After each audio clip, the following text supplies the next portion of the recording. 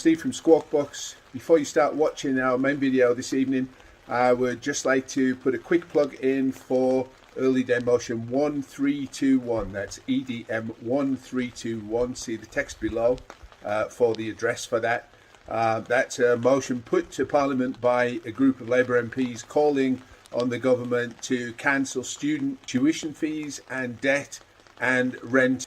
That's EDM 1321. Enjoy tonight's video. Hi, it's Howard Beckett on the Strike TV, and tonight I'm joined by a fantastic panel of students who are fighting for not just the right to be educated, but obviously the right not to be enslaved with debt for being educated. And this has never been more important than at a time of COVID, where we're seeing the disparities in education all across our nations and seeing the horrendous examples of where students are being put into debt for being provided with little more than a textbook or online education. It's extraordinary what is happening to the next generation. But I'm joined by a brilliant panel tonight who will, I hope, energize everybody in respect of the fact that there is the next generation who are prepared to stand up for their own rights and to fight for their own futures. So I'm going to ask them to introduce themselves. As I see the screen, I'm just going to go across the screen and say to you, could you just please introduce yourself? Tell me a little bit about yourself, your own background, how you got to university, and what you're studying at university, and if you've been involved in any of the actions that are taking place at the moment. So the first one on my screen at the moment is Lucy. I know Lucy's from East London, but Lucy, can you tell us all a little bit about your background, how you came to university, what you're studying, and what it is that you're fighting for right now? Yeah, hi, I'm Lucy Nichols. I'm a second year student at the University of Manchester. And I'm from East London, well, North East London really, and I went to state schools all through my adolescence and childhood. And I by some sheer grace of God, I got into the University of Manchester despite not really getting the grades. I must have had a really good interview or something. And I'm currently studying. I'm in second year studying Spanish and Arabic, and I'm also a sort of student activist as well. I was involved in the occupation that happened in November, that won £12 million back off of the University of Manchester in a rent reduction. And I'm also involved in 9K for What, which is a Manchester student organising group that's separate from the rent strike, but we organise sort of with them a lot, along the lines of tuition fees and not having to pay them essentially. Brilliant, Lucy. Thank you very much, and well done with the occupation and the rent strike. Absolutely superb. Izzy, you're next on my screen. If you want to just do the same format and tell everybody where you came from, what you're about, and I know you're very active, but if you could let everybody know what that's around, that would be great. Yeah, hi. I'm Izzy. I'm from Bristol, and yeah, I also go to the University of Manchester. I'm a fresher. And so yeah, within like the first sort of like couple of weeks at uni, I got involved in organising the rent strike, and as Lucy said, that ultimately led to the occupation. I met Lucy and all the other students occupying, and yeah, we eventually did win the biggest rent strike win in UK student history. I'm also involved in People Before Profit, and some other sort of student activism stuff on campus, around sort of like cops off campus and general like student well-being for first years. I study English literature and French as well. Brilliant, Izzy. Thank you very much. And Naz, you're next on my screen. So a little bit about yourself again. Yeah, hi. So I'm Zifa. I grew up in Tottenham in North London, but have lived in Coventry ever since moving to uni. So I'm at the University of Warwick, and I'm a history and politics student.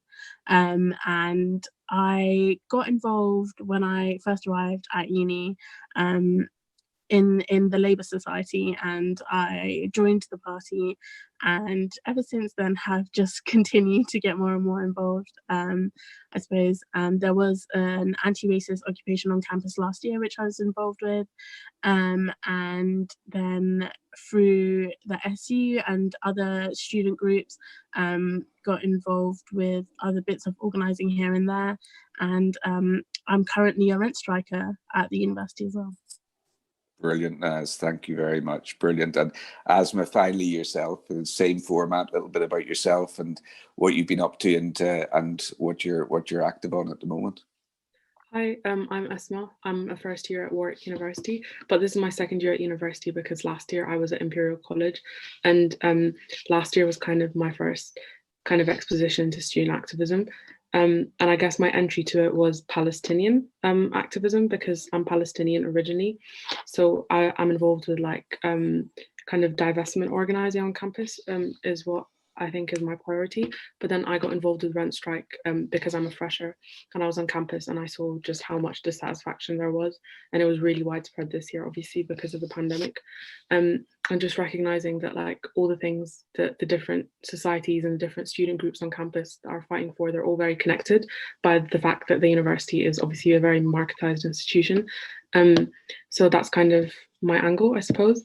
And yeah, Naz reached out and people in the SU and we kind of worked together on the rent strike this year.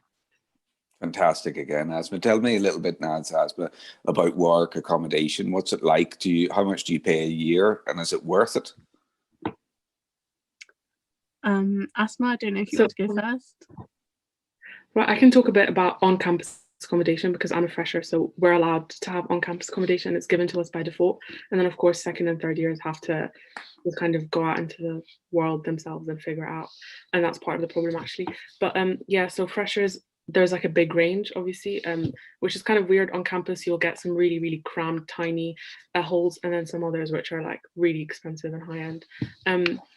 So my accommodation is around £100 a week, and definitely this year has not been worth the amount of money that we're paying for, and I think that's why there was so much appetite on campus for this, because we were obviously promised this university experience that we didn't receive, and within 48 hours of us starting the rent strike there were 500 sign-ups, which was obviously not expected at all, but clearly, especially amongst freshers, that was our main demographic, I suppose. But obviously, our demands were inclusive towards people who were off campus as well, and I think Naz can talk a little bit about that.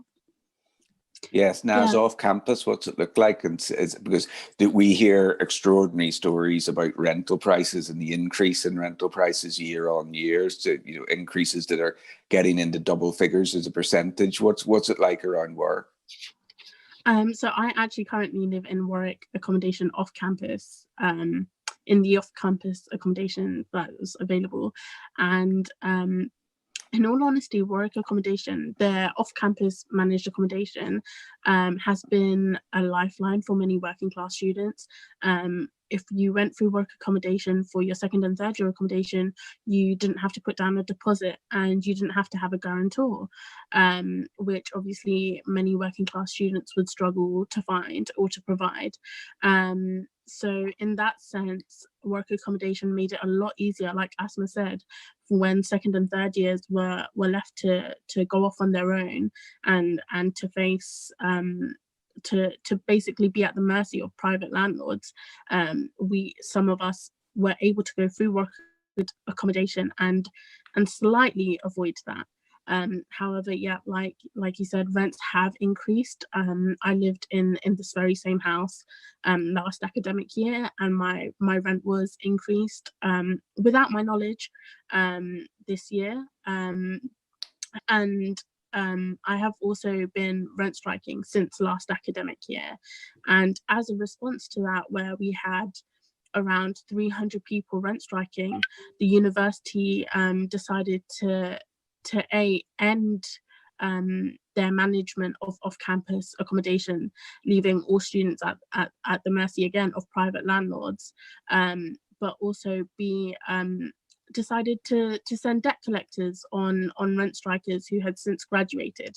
And we've heard stories of students being continuously threatened with emails saying that debt collectors will be sent to collect the rent, essentially.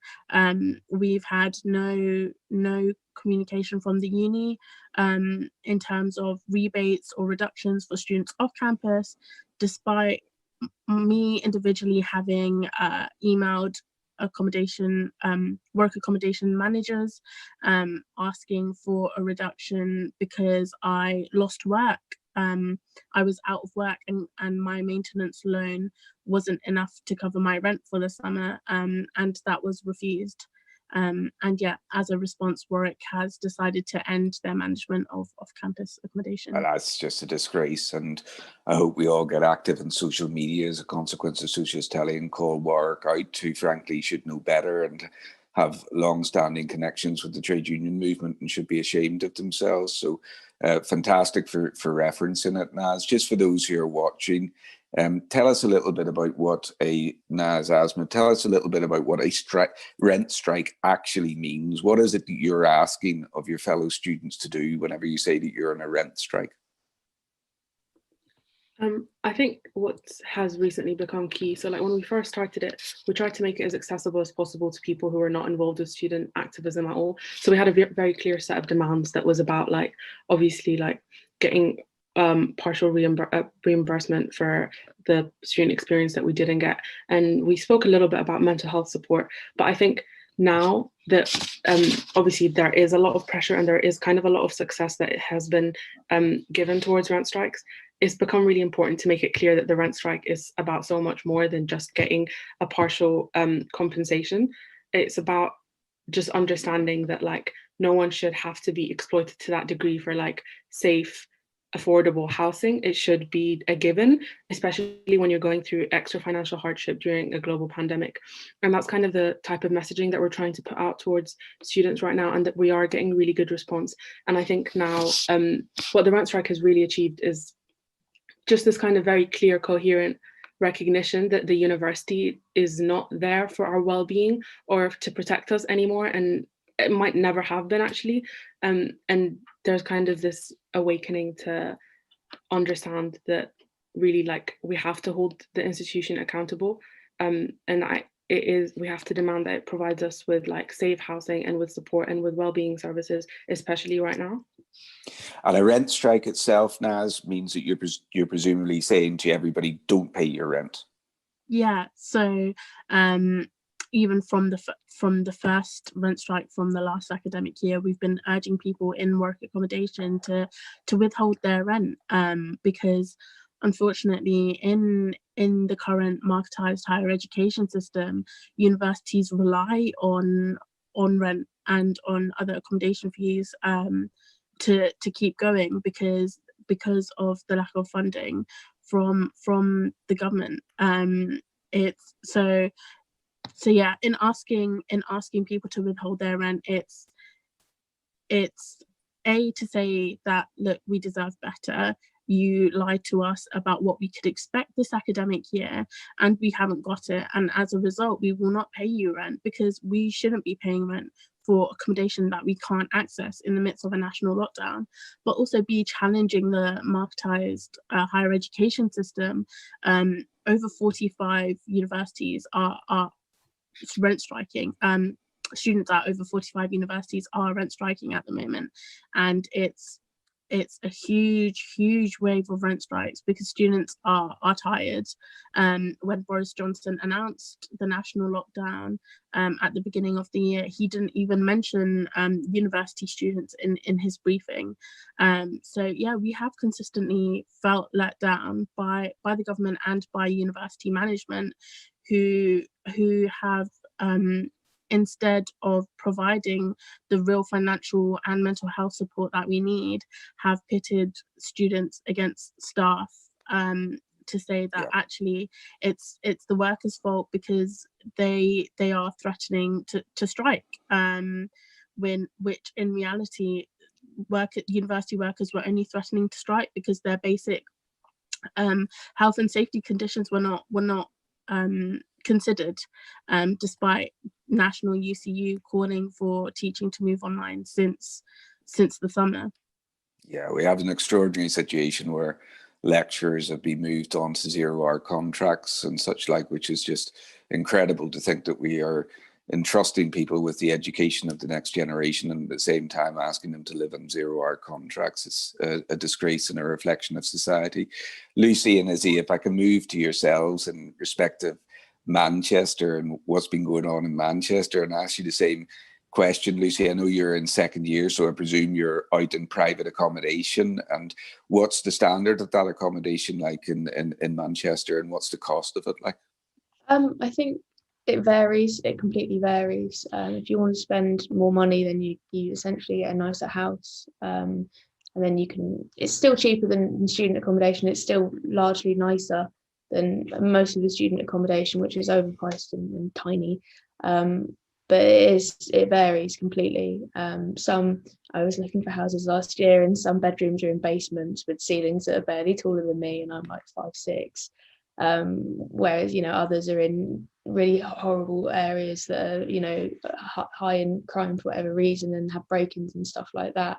So the quality of the house does vary. I mean, I'm fairly lucky. I'm quite a relatively nice house. We haven't had that many problems, but if we do have a problem, sadly the landlord's probably not going to do anything about it, and I think that is the case for most students in Manchester. That most landlords are really rubbish.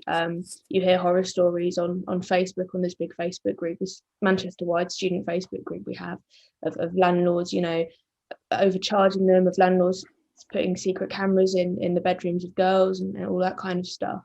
Earlier in the year, I had a brick through my window, and the landlord didn't fix it for about a week.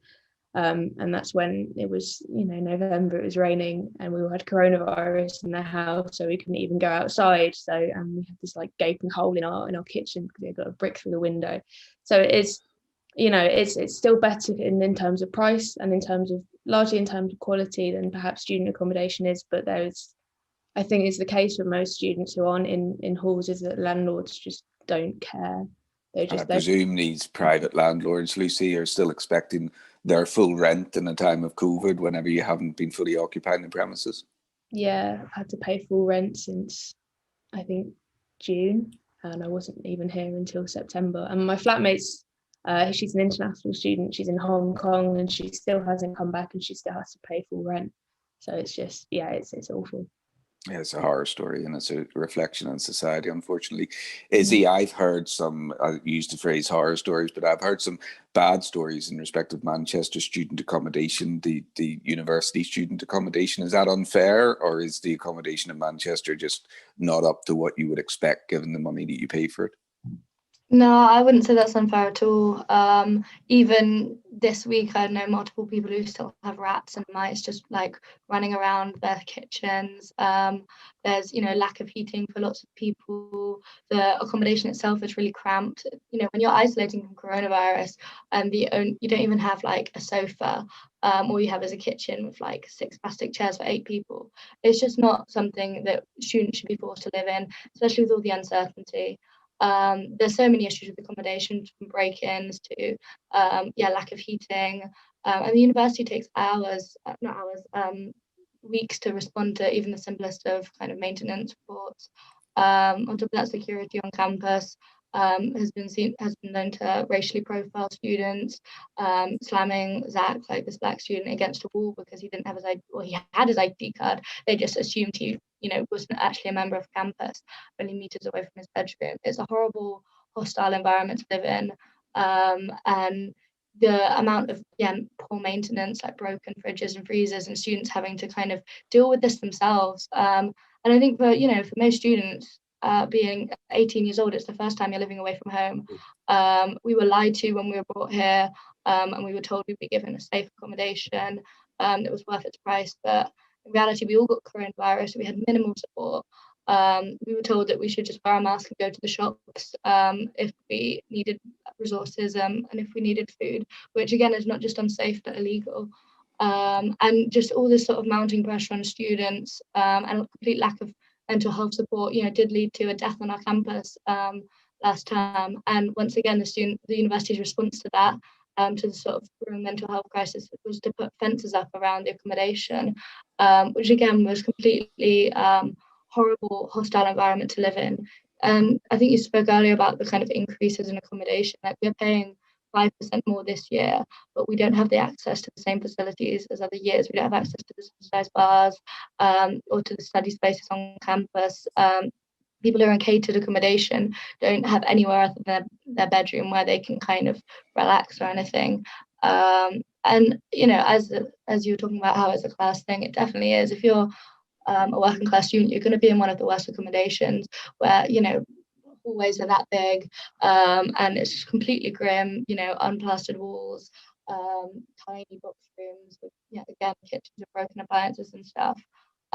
Obviously, you know, you pay for what you get, and if you pay a lot more, you can get an accommodation with, you know, TVs, sofas, large kitchens, and things that are kind of made to make things a bit easier. But for the majority of students, especially working class students, the accommodation standards are completely horrible, and the university has done minimal to actually make it a better environment. So Lucy, Izzy, the death on campus, I heard about it. I think it was a young female fresher, wasn't it, who passed away, I think? It was a male, Finn. Was it? Yeah. Well, that's tragic, obviously, absolutely tragic. Tell us a little bit, Lucy and Izzy, about your rent dispute in Manchester. It obviously got enormous profile. The whole of the campus, we saw it becoming politicised. We saw the posters up in the windows. We saw the disgraceful fencing in of people into the accommodation, which, you know, the legality of which just has to be wrong. But tell us the hopeful side of this. Tell us what you did to bring people together and how you collectively responded to this and what the outcome was. Yeah, I'll let Lucy go in a sec. But yeah, I think obviously it's a horrible atmosphere and a very scary time to be a student on campus. But yeah, I would think the one thing that's keeping students here and the one thing that is encouraging this fight back is student solidarity. You know, when the fences went up, 1,000 students marched around the campus and tore them down. And that was students that did that, not the university, not any sort of governing body or students' union. And likewise with the rent strike, you know, it started off very small. When we started the rent strike, we had about 50 sign-ups within the first couple of months. But, you know, after the occupation, which I think really rallied a lot of students to kind of see it as a political thing, it's not, the university isn't on our side, and the university won't be on our side until we actually fight back ourselves. Like having that occupation on campus and that kind of presence of, yeah, within the tower building on campus, the sort of political banners that we dropped and the support we got from students was absolutely incredible. We had so many students offering to make us food, offering to kind of support in any way possible. And I think it really established this kind of like quite hopeful protest culture, so that when, you know, when there was that instance of racial profiling on campus, students once again took to well, not the streets but to the campus and marched around it and, you know, demanded that it was different. And then when we had you know, several weeks of police on campus coming into students' homes, trying to find students for gatherings as much as 9 people in an 8-person flat, things like that. Students were getting terrorized. People were hiding in bedrooms whilst the police banged on the doors. It's absolutely horrible. But once again, students kind of fought back and rallied together. And then that was the beginning of Cops on Campus, which was the sort of, yeah, like protest campaign to, you know, to get cops off our campus and allow us to have a safer space. So I think although we've been treated awfully, there's definitely a culture of student resistance and solidarity fighting back. And Lucy, where's that strike up to now? What's been the outcome of it? Is there an outcome of it? So first semester we got, well, we didn't, I'm not a striker, but the rent strikers who are striking, and essentially every fresher, every person living on campus got 30% off semester 1, which when they originally wanted to give us, what they originally wanted to give us was, I think, 5% or something insulting like that. So we got 30%, and again, only because of that occupation, only because we had so much student support and staff support, and also support from the community and local trade unions and that kind of stuff as well. And this semester, I think Izzy will have to check with me, but I don't think we've got anything off this semester, or students who aren't back by the end of lockdown don't have to pay, which is of course like full of issues, because, you know, the students that are still at home probably can do work at home, revise for exams at home. You know, most of the people that have come back, including myself, have nowhere to work at home. So it's kind of, you know, it doesn't benefit necessarily a lot of largely working class students who have nowhere to work at home and that kind of thing. So I think rent strike is still rent striking. The rent is due to go out on the 21st of January, I think, and they've got a few hundred, maybe, I'm not sure, Izzy will have to check, sign ups for people who aren't going to pay their rent for January. So it's going to continue, and we're still going to protest and that kind of stuff. It's just a matter of how, you know, tolerant the University of Manchester is going to be and how tolerant we're going to be of them. Well, that's incredible, the solidarity that you're showing, but what a deflating story about society that we're prepared to allow the next generation to be dealt in this fashion. Tell me, Naz, what do you know about the level of support that has been given by government to students during this crisis? Yeah, I mean, well, the support is little to none, essentially. Students were told again to return to campus at the beginning of the academic year. We were told that we'd be able to have a relatively normal student experience, and we weren't. Essentially, you know, we saw schools reopen. We saw pretty much most of society reopen, even though cases were not at the level they should have been, which again led to another spike, a second wave, and Warwick provided us with little to no support. The university, Warwick, is notorious for being one of the worst unis when it comes to mental health support for their students, which is why it is one of our demands, which is why we are rent striking partially, because people have been left to self-isolate with barely any support. You know, waiting times for access to wellbeing services are extraordinarily long, and Warwick has, like I said, decided to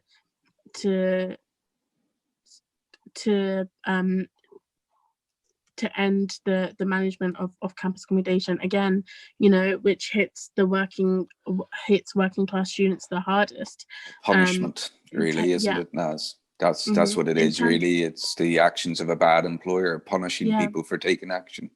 Definitely. In terms of the government again has said little to nothing. You know, they gave students that tiny window during first term to travel, again with no financial support, with no proper guidelines, really. They told students that to stay wherever they were. Students have just been living in this uncertainty since the beginning of the pandemic, really, not knowing how their courses would be carried out, and still having to pay tuition fees for our education, which is horrific. It's unfair. Esmel, do you know anything about the level of support that other governments have offered to students? Have you managed to do any comparative work in respect of anything that other governments have been doing in similar situations? No, not really. But can I just quickly add something to what Naz was saying? Of course you can, Esmel. The university and government response. What I've personally noticed, just as a fresher, like even if I wasn't involved in the rent strike, is that they're really weaponizing this like uncertainty and this like obscurity of language, even in their communication with us. I think the reason so many people were angry is because they literally just didn't understand, especially in first term, whether it was encouraged for us to come back to campus or whether it was discouraged. And they literally used that so that we couldn't hold them accountable, because they were like, well, obviously, like, you will have some things online, but if you don't want to come back, you will be able to do it over Zoom call or over Teams, but it won't be of the same quality. And so like we were kind of left with this decision that we had to make for ourselves, and like deal with the consequences on our education, on our well-being, on our mental health, on our ability to like have a social life as well. Like all those things are should have been taken into account when they were communicating with us, but they withholded that information intentionally, I think, because ultimately what they wanted was just more revenue. And I think that's really clear when we even look at how the government was communicating with university students. Naz mentioned that they didn't even mention universities in the lockdown announcement, and I think that that obscurity was kind of one of the worst parts about all of this. Let me talk to all of you for a second in respect of this idea of debt and obviously the marketization of universities. And, you know, presumably we're all in agreement. I'll start with yourself, Lucy. Presumably we're all in agreement that the encouragement of students to return to university is all to do with the marketization of universities and the fact that that makes it more difficult for you to make a claim that your money should come back to you. What sort of money are we talking about on an annual basis? What are your fees on an annual basis, both by way of tuition and rent? And what type of debt do you expect to come out of university with after your, I presume it's a 3-year course, is it? You're doing Spanish and Arabic, so perhaps it's longer. So yeah, I do a 4-year course, and I think I'll probably be about 50 grand in debt by the time I turn 23, which is terrifying, completely terrifying. And that's taking into account, 9k a year, 9,250 pounds a year per year for tuition, probably about 6 grand last year on rent, and probably about 5.5 grand this year. Next year I'm meant to be going abroad, if that happens. Hopefully it will, and that will be a bit different, probably about the same price, because I've got to pay for flights to the Middle East, which is where I'm going to be going, and then 4th year the same story. So it is, upwards of 50k by the time I'm in my early 20s. It's just terrifying, and I think that would be terrifying and horrible even if we weren't in the middle of a pandemic. To pay 9k a year for an education, I think, is criminal.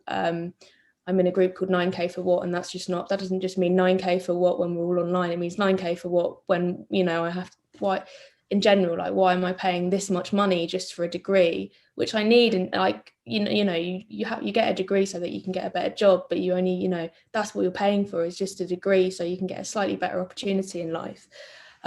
So yeah, it's just terrifying that now I'm still paying the same amount of money to essentially see my teachers and my language tutors for less time a week, on Zoom. And I'm lucky I can focus fairly well on Zoom. It's not perfect, but I'm just about making it work. But you have to think about all the students who still live at home and have families and maybe have children running around in the background, or don't have the laptop that I have, or don't have a strong steady connection to the internet. So it's just ridiculous that we're all expected to pay this much money anyway, but to pay this much money for a substandard level of education. And that's not because of the lecturers or anything like that. Of course they're doing their absolute best and they're still not getting paid enough. It's substandard because of the way it is at the minute. And then on top of that, to still be expected to sit the same exams, it's just, I'm just fuming about it, and I imagine every other student is as well.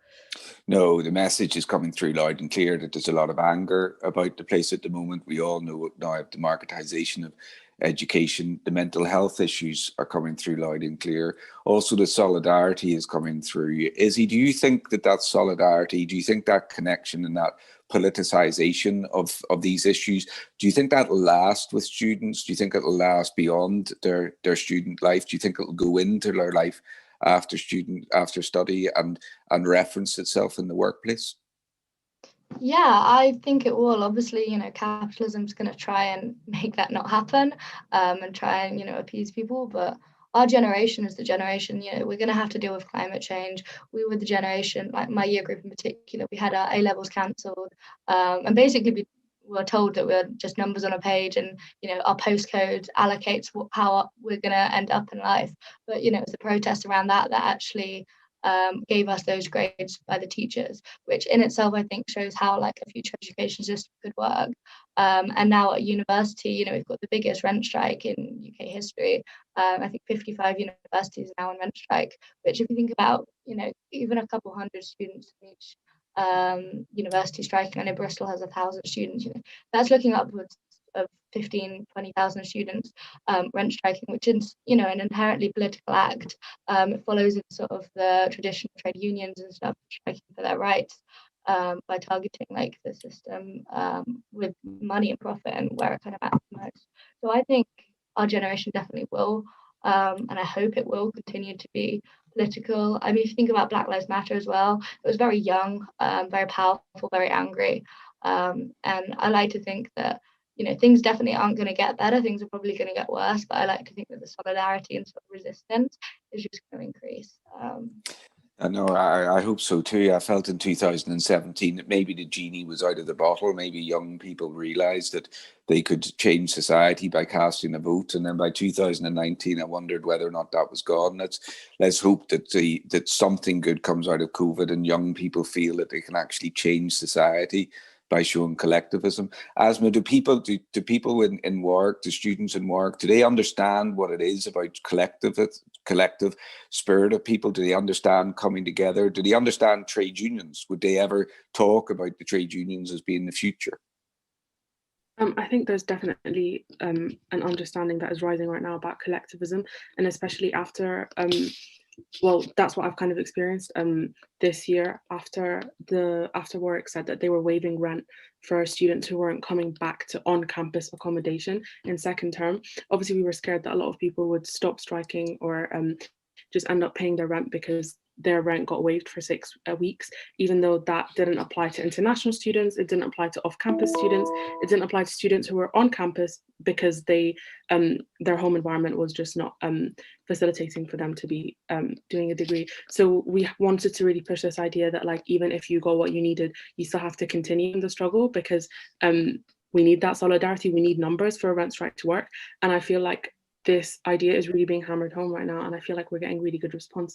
And just the fact that 55 UK universities are striking, starting probably with Manchester, I think was the first one, and it's just so necessary and so contagious and so powerful, and that's kind of what gives me hope. I think I'm seeing that a lot at work right now, especially amongst first years, because those are the people who I interact with the most, and it's really, really hopeful. Just extraordinary. There's so much to talk about. I'm conscious of the time here, but I do want to ask a few very quick questions. Lucy, I know this might be unfair, but I know you study Spanish. So do you know anything about how much it costs a Spanish student to put themselves through 3 years of university? I think it's a few £100 or something like that. It's different when they come to the UK. I'm not sure how it works with the EU now. I know international students pay more. Well, it's a little bit of an unfair question, but I know the answer. So it's £295 it costs a Spanish student to put themselves through 3 years of university education in Spain. And then think about the fact that this is the 6th wealthiest country in the world. And what we're doing is saddling children with debt, and saddling children with debt, or young people with debt, in a manner that is intended to manipulate the deficit, so as the government can actually look at your debt as an asset that reduces the deficit whenever they go out there to the wider population. I also want to ask you a very quick question, all of you, about the lecturers dispute and the fight for the lecturers, and how students and lecturers can support each other, and what you understood to be the issues that were important to the lecturers in their dispute. And as I'll start with yourself, were you involved in any solidarity protests on behalf of students to support the lecturers during their dispute? Yeah, so last academic year, obviously, there was the UCU went on industrial action twice throughout the academic year, and at Warwick, the first wave during first term was when the occupation was happening that I spoke about at the beginning, and UCU were also striking towards the end of our occupation, and the Warwick UCU branch were amazing with the support they showed us since the very beginning of the occupation. And we saw that solidarity continue throughout the occupation and throughout the first wave of strikes last academic year, but also the second wave of strikes. You know, we had UCU members cook us dinner while we were occupying the building that we were occupying last year, and we stood with them on the picket lines, and we made sure that there were enough of us there. You know, we coordinated teach outs together to show what a free education can actually provide to people, and those teach outs had great responses. We spoke about, you know, decolonizing the curriculum and universities across the country. We spoke about the climate crisis. We spoke about the marketization of higher education, and that was all done with us together, working together. We learnt from one another, and I think it really, really demonstrated what marketization has done to universities in the country, because it's difficult to maintain that solidarity when government, when even Labour MPs and university management continue to pit students against university workers. Yeah, absolutely, 100% agree. And Izzy, during where I spoke at one of our rallies in support of the lecturers during their dispute, and whenever I was doing my research, I was struck by the extraordinary statistic that it's under 200 of the lecturers at universities are from Black and ethnic minority backgrounds. Have you come across that in your experience? Have you experienced any lecturers who are from Black and ethnic minority backgrounds? I think one of the things about being a first year during Corona is I haven't met a single lecturer. But in terms of the ones that I have seen in seminars, no, I think they're all white for me. It's extraordinary, isn't it, that we've managed to get to this situation where inequalities shine through, not just in respect to the debt that you take, but by those who are teaching you. I'm going to finish this up by asking you all a question, if I could, about if you have 3 demands that you would want to make yourself at the moment. I suspect that there's going to be some repetition, but if you had 3 demands that you would want to make, either about what you're going through at this moment of crisis or what you would want to see by way of fundamental change of third-tier education, what would those 3 demands be? And Naz, I'll start with yourself. What is it that you would like to see for students? Oh, that's it's a big loaded question. But I would say cancel the rent, cancel tuition fees altogether, abolish them, and proper mental health support. Super, thank you. Esmel? I'd also have to start with cancel the rent, but then I'd go on to decolonising the curriculum, because not only do we need, obviously, more staff from BAME backgrounds, but it goes beyond that. The issue is also the material that's being taught is literally just teaching us to reproduce those same ideas. So I would say cancel rent strike, decolonise the curriculum, and let's just kick securitisation and surveillance off campus completely, because that's also one of the issues that we're facing during the rent strike, with like random security checks that are supposedly to fix the water, but obviously that's not the intention behind them at all. No, it's certainly not. Izzy, what would your 3 demands be? Yeah, I'd have to agree with decolonisation of the curriculum, and also, yeah, cancel tuition fees and rent. But I think just to go further, just like a general like democratization of universities. It shouldn't be run by like one vice chancellor on £260,000 a year. It should be run by like, you know, teachers, staff and students working together, even like input like from maintenance staff and all these things to kind of create a academic like environment where it's, yeah, where everyone has a say.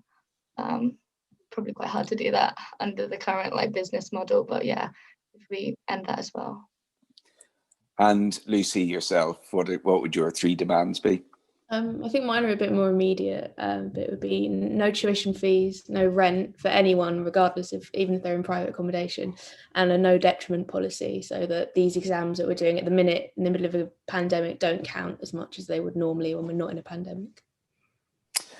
Well, listen, fantastic. I suppose I would make some demands of the government as well, and that is to treat our youth with respect that they deserve, cancel student debt across the board, and start giving some hope to people for their futures instead of demoralising them.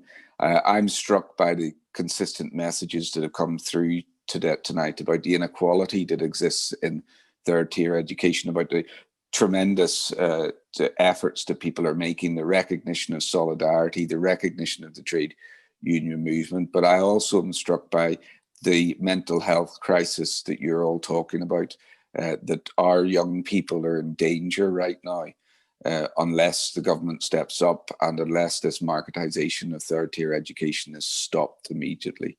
So I want to thank you all. You're doing yourselves proud, and please spread the message amongst your colleagues that it is collectivism that can change the world, and if you believe in it, then you can make it happen. Thank you. Thank you. Thank you.